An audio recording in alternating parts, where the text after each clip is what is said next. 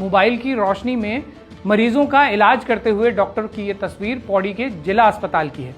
सोचिए, ये स्थिति जिला अस्पताल की है। दूर दराज के इलाकों में स्थिति कितनी खराब है ये भी किसी से छिपा नहीं है।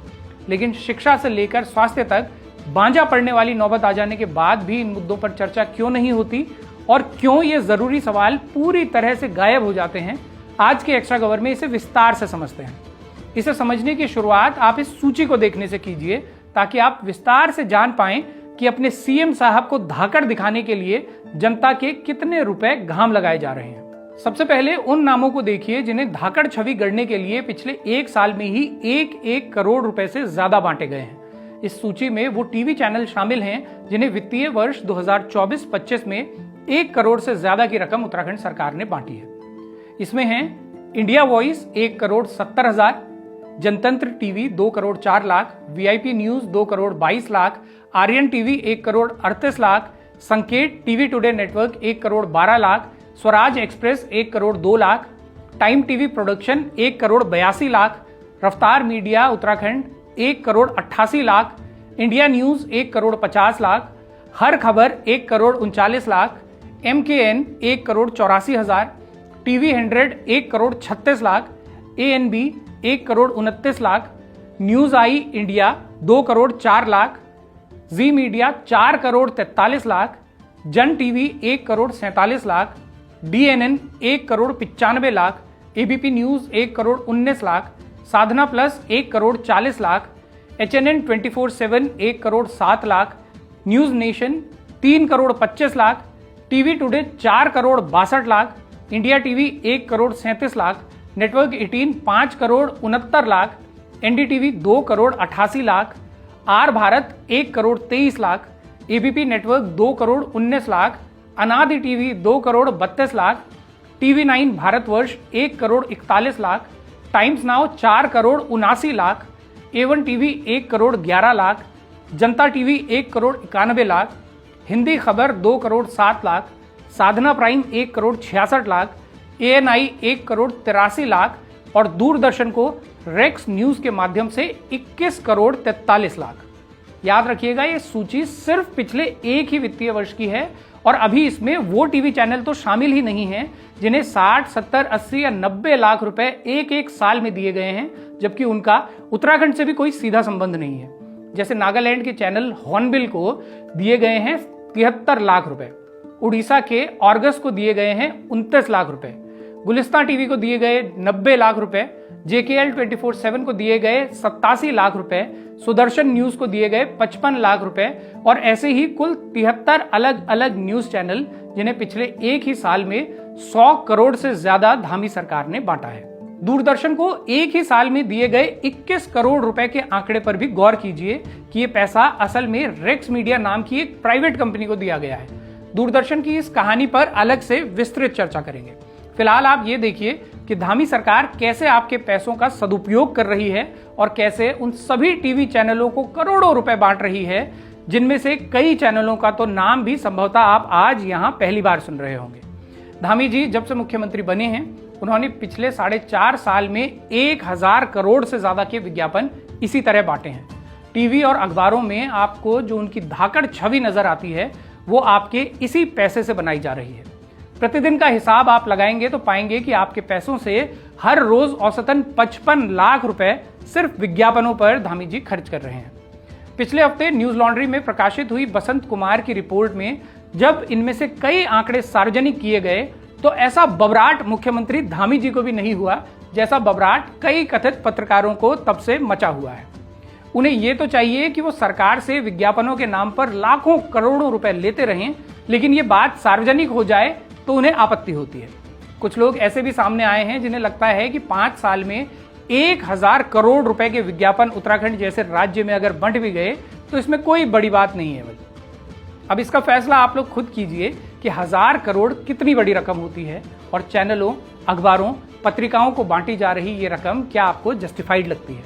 इसका मूल्यांकन करते हुए ये भी देखिएगा कि जिन लोगों को ये रकम बांटी गई है, क्या उन्हें आप ईमानदारी से पत्रकार कह भी सकते हैं, और क्या आपको ये विश्वास है कि विज्ञापन के इतने रुपए घुलने के बाद भी ये मीडिया घराने पत्रकारिता कर रहे हों, ये फिर अपनी रीड गिरवी रख देने के बदले उन्हें ये विज्ञापन सौगात के रूप में मिल रहे हों, जिसके बदले वो धामी जी के स्तुति गान बनाने और छापने में ही खपे जा रहे हैं। बहरहाल, इस कहानी में आगे बढ़ने से पहले आप एक बार ये स्वीकारोक्ति वाला वीडियो जरूर देखिए। ये क्योंकि आप है ना बड़े आसानी से टीवी के जर्नलिस्ट को पेंट कर दे रहे हैं कि ये गोदी मीडिया है। हम मजबूरी में गोदी मीडिया है, हम खुश होकर गोदी मीडिया नहीं है।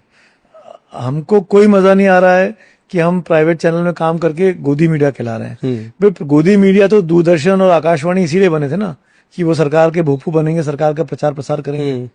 पर हम लोगों को मजबूरी में ये काम करना पड़ रहा है। क्यों? क्योंकि हमको विज्ञापन जो मिलता है वो मैक्सिमम सरकारों से मिलता है। अगर मैं आज की बताऊं आपको जी, सीन उल्टा कर दीजिए, कांग्रेस की सरकार कर दीजिए, नरेंद्र मोदी जी की भारत जोड़ो यात्रा कर दीजिए, तब भी नहीं दिखाई जाएगी।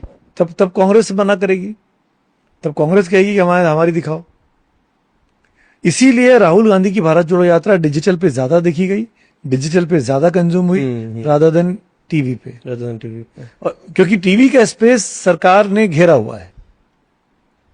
इसमें जो व्यक्ति बता रहे हैं कि वो अपनी मर्जी से नहीं बल्कि मजबूरी में गोदी मीडिया हैं, उनका नाम सुमित अवस्थी है और उन्हें आपने बीते कई सालों से राष्ट्रीय चैनलों पर खूब देखा होगा। धामी सरकार उत्तराखंड में जो कर रही है वो कुछ अलग और नया भी नहीं है। देश के हर राज्य में चाहे सरकार किसी भी दल की हो, अब यही तरीका अपनाती है कि विज्ञापनों के भार से पत्रकारों की रीढ़ गिरवी रखवा ली जाती है। फिर वो सरकार चाहे कांग्रेस की हो, भाजपा की हो या आम आदमी पार्टी की, सभी राजनीतिक दल विज्ञापनों के नाम पर जनता के करोड़ों रुपए इन मीडिया घरानों को देते हैं और बदले में उनसे ये चाहते हैं कि मीडिया घराने पत्रकारिता की जगह पीआर का काम करें। ये प्रवृत्ति लगातार बढ़ रही है। धामी सरकार में ही देखिए, उनसे पहले जब तीरथ सिंह रावत और उनसे पहले त्रिवेंद्र सिंह रावत मुख्यमंत्री हुआ करते थे, तब यह आंकड़ा इतना बड़ा नहीं हुआ था जितना धामी जी के आने के बाद हो गया। साल 2020-21 में त्रिवेंद्र सिंह रावत के मुख्यमंत्री रहते उत्तराखंड सरकार ने एक साल में 77 करोड़ के विज्ञापन बांटे थे। इसके अगले ही साल जब पुष्कर सिंह धामी मुख्यमंत्री बने तो यह रकम 3 गुना बढ़ गई और एक ही साल में 227 करोड़ के विज्ञापन बांट दिए गए। कुछ लोगों को लग सकता है कि उस साल विधानसभा के चुनाव हुए थे, इसलिए धामी सरकार के पास जनता के पैसों की मवासी घाम लगा देने के लिए एक वाजिब कारण था। लेकिन अब आप पिछले साल का आंकड़ा देखिए जो और ज्यादा बढ़कर 290 करोड़ पर जा पहुंचा है। इसमें एक मजेदार बात न्यूज लॉन्ड्री ने अपनी रिपोर्ट में इंगित की है कि पुष्कर सिंह धामी के मुख्यमंत्री बनने के कुछ समय बाद ही विज्ञापनों की नियमावली में भी बदलाव किए गए, जिससे विज्ञापन बांटने का दायरा विस्तृत हुआ और उसके बाद अगले 4 साल में सिर्फ टीवी चैनलों को ही 402 करोड़ के विज्ञापन बांट दिए गए। टीवी चैनलों के अलावा इस दौरान अखबारों को 130 करोड़, डिजिटल प्लेटफॉर्म्स को 62 करोड़, रेडियो को 31 करोड़, फिल्मों को 23 करोड़, एसएमएस और व्हाट्सएप पर दिए गए विज्ञापनों के लिए 40 करोड़, आउटडोर के लिए 50 करोड़, बुकलेट के लिए 56 करोड़ और अन्य एजेंसियों को 128 करोड़ रुपए बांटे गए। नेटवर्क 10 नाम का चैनल तो शायद उत्तराखंड की जनता के बीच भारी लोकप्रिय होगा, क्योंकि उसे सिर्फ चुनाव वाले साल में ही 7 करोड़ रुपए दिए गए और धामी कार्यकाल में कुल 12 करोड़ 81 लाख। ऐसे ही एक चैनल है चढ़ती कला टाइम टीवी। इसे पिछले वित्तीय वर्ष में एक भी विज्ञापन नहीं मिला, लेकिन उससे पहले 8 करोड़ 67 लाख के विज्ञापन इसे धामी कार्यकाल में दिए जा चुके हैं। रफ्तार मीडिया नाम का भी एक चैनल है जिसे इस दौरान 6.5 करोड़ से ज्यादा के विज्ञापनों का हकदार बनाया गया। ये सूची ऐसी अंतहीन है कि इसे बाँचते बाँचते मुझे और सुनते सुनते आपको असंद आ जाएगी, लेकिन आपके लिए जानना तो जरूरी है ही कि जहां नौकरियां निकालने से लेकर संविदा कर्मियों को नियमित करने तक हमारी सरकार बजट का रोना रोते रोते नहीं थकती, उसके पास अपने प्रचार के लिए आखिर कितना बड़ा बजट है और ये बजट कैसे ठिकाने लगाया जा रहा है।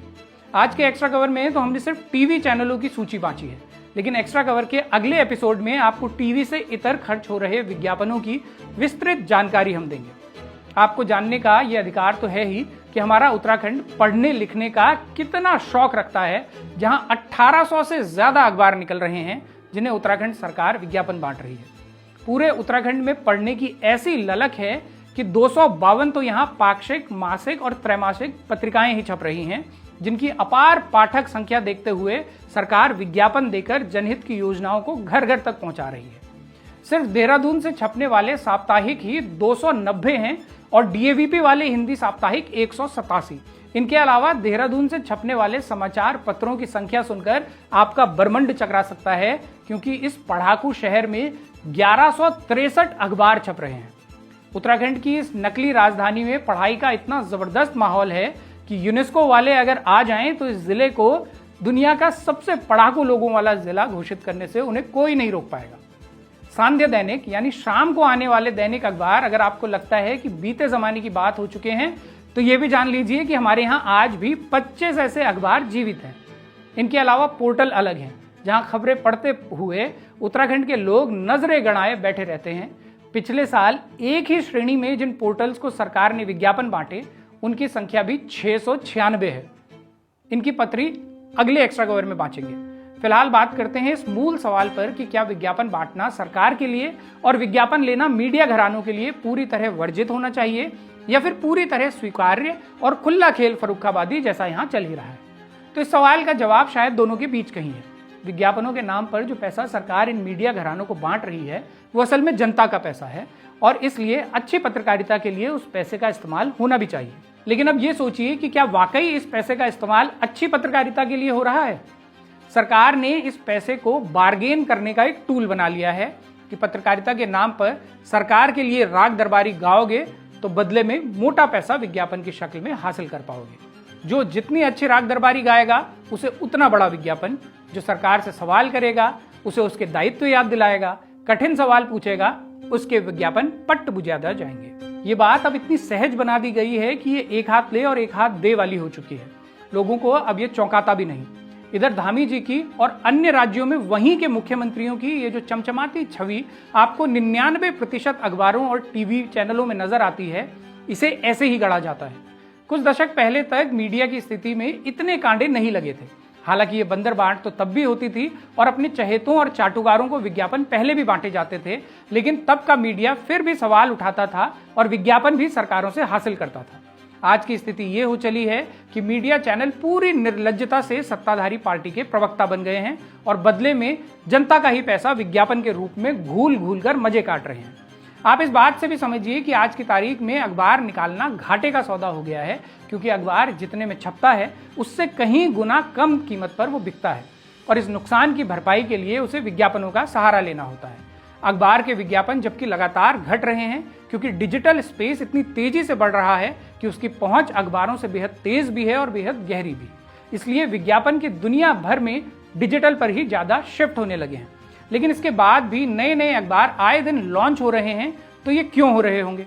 ताकि अखबार निकालने वाला सरकारी विज्ञापन सपोड़ने का एक और रास्ता अपने लिए तैयार कर सके और जनता को लगातार यही बताता रहे कि विज्ञापन दाता कितना धाकड़ है और उसने प्रदेश में कैसे भौंकुच फरका के रख दिया है। बारामासा में कुछ समय पहले हमने आपको उन 2 राज्य आंदोलनकारियों की आपबीती दिखाई थी जो पिछले 30 साल से व्हील चेयर पर हैं, क्योंकि राज्य आंदोलन के दौरान वो ऐसे चोटिल हुए थे कि फिर कभी अपने पैरों पर खड़े नहीं हो सके। पिछले 25 सालों में उत्तराखंड में कभी कांग्रेस की सरकार रही तो कभी भाजपा की, लेकिन किसी भी सरकार ने इन लोगों की ऐसी सुध नहीं ली कि इन्हें इनके मेडिकल पर होने वाले खर्चे से ही चिंता मुक्त किया जा सके। जो सरकार एक कार्यकाल में ही 1000 करोड़ रुपए विज्ञापन पर लगा देती है, उसके पास इतना पैसा नहीं कि इन 2 आंदोलनकारियों का जीवन कम से कम वित्तीय रूप से कष्ट मुक्त बना सके।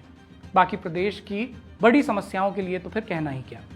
बहरहाल, अपने मुख्यमंत्री की धाकड़ छवि पाने के लिए जो 1000 करोड़ रुपए आप लोगों ने सरकार के माध्यम से चुकाए हैं, उसके लिए आप सभी को बधाई। एक्स्ट्रा कवर के अगले एपिसोड में आपको इसी कहानी का अगला भाग बताएंगे, ताकि आप विस्तार से जान पाएं कि आपका ये 1000 करोड़ रुपए किस किस तरह से खर्च हुआ है, जिसके फलस्वरूप आपको एक धाकड़ मुख्यमंत्री मिले हैं।